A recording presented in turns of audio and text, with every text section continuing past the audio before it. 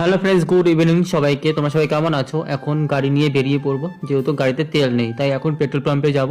Petrol পাম্পে তেল ভরে আরেকটা জায়গায় যাব, সেটা তোমাদের যেতে যেতে বলছি। এখন চিতাকে বললে বাড়ি থেকে বেরিয়ে পড়লাম। বেরোনোর আগে চিতাকে বললাম গেটটা দিয়ে দাও। চিতা গেটটা দিয়ে দিয়েছে হয়তো। তারপরে আমি বাড়ি থেকে বেরিয়ে চলে এসেছি পেট্রোল পাম্পে তেল ভরার জন্য। এখানে আসার পর দেখছি ভালোই লাইন।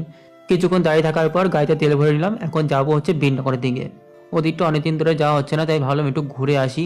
আর এমনিতেও বাড়িতে সেরকম ভালো লাগছিল না বসে বসে, তাই ভাবলাম আজকে যখন তেল ভরতে যাচ্ছি তাই একটু ঘুরেও আসি। তাই এখন চলে যাচ্ছি বিনগরের দিকে। বিনগরে এখানে চলে আসলাম। এই জায়গাটা হচ্ছে মহুলা চণ্ডীর তলার মন্দির। তাই এখানে এসে কিছুক্ষণ ঘুরলাম, ঘুরে টুরে মায়ের দর্শন করলাম। সবার আগে দর্শন করে আশেপাশে একটু ঘুরে দেখছিলাম। এই আশেপাশে সেরকম লোকজন নেই, তাহলে ছিল লোকজন, মানে আশেপাশে বাড়ির ছেলেপেলেরা সবাই ছিল। মানে বিকেল টাইমে আসলে লোকজন দেখা যায়, কিন্তু এখন প্রায় 7টার মতো বেজে গেছে, তাই এখন সেরকম লোকজন নেই, মানে যে যার বাড়িতে আছে। তারপরে ঘুরে টুরে আরও একটা জায়গায় যাব, সেটা তোমাদেরকে পরে বলছি। সেই জায়গাটা সবাই কম বেশি চিনে গেছো হয়তো, কদিন আগে ভিডিওতে খুব ভাইরাল হয়েছিল সেই জায়গাটা।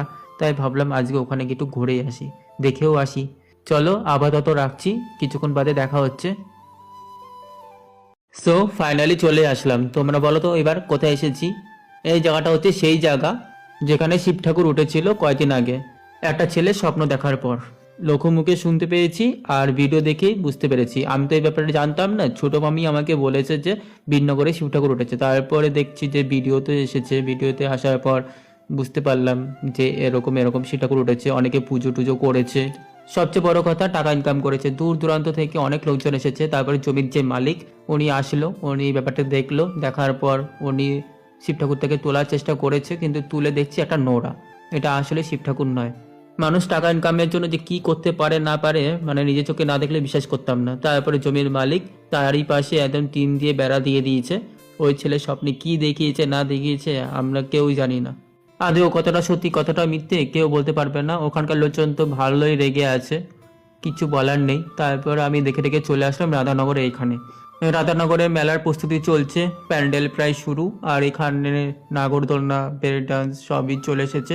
আমি এখান দিয়ে বাড়ির দিকে যাচ্ছিলাম, তখনই আর কি দেখতে পেলাম এখানে প্যান্ডেল প্রায় শুরু হয়ে গেছে। তাই ভাবলাম একটু দেখে যাই। আমি যখন এখানে এসেছি দিদা বারবার আমাকে ফোন করছে, বারবার ফোন করে বলছে কোথায় আছিস, কি করছিস?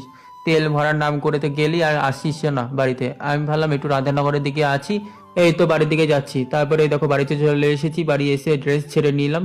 ড্রেস ছেড়ে আসার পরপরই মানে দিদা আমাকে অর্ডার দিয়ে দিয়েছে দোকানে যাওয়ার জন্য। যাওয়ার আগে দিদাকে বললাম টাকা দাও, যাচ্ছি। তারপর এই বাড়ি থেকে বেরিয়ে পড়লাম। আবার বাড়ি থেকে বেরিয়ে চলে গেছিলাম দোকানে। দোকানে গিয়ে ডিম, সয়াবিন আরও যা যা দরকার ছিল সেইগুলো আর কি নিয়ে নিলাম। ওইগুলো নেওয়ার পর আমার কাছে কিছু টাকা ছিল, সেই টাকা দিয়ে একটা আইসক্রিম নিলাম আর একটা ছোট্ট চকলেট নিয়েছি। অ্যাকচুয়ালি অনেকক্ষণ ধরে সেরকম কিছু খাইনি, তাই ভাবলাম একটা আইসক্রিমই খাই আর একটা ছোট্ট চকলেট নিয়ে আসছি।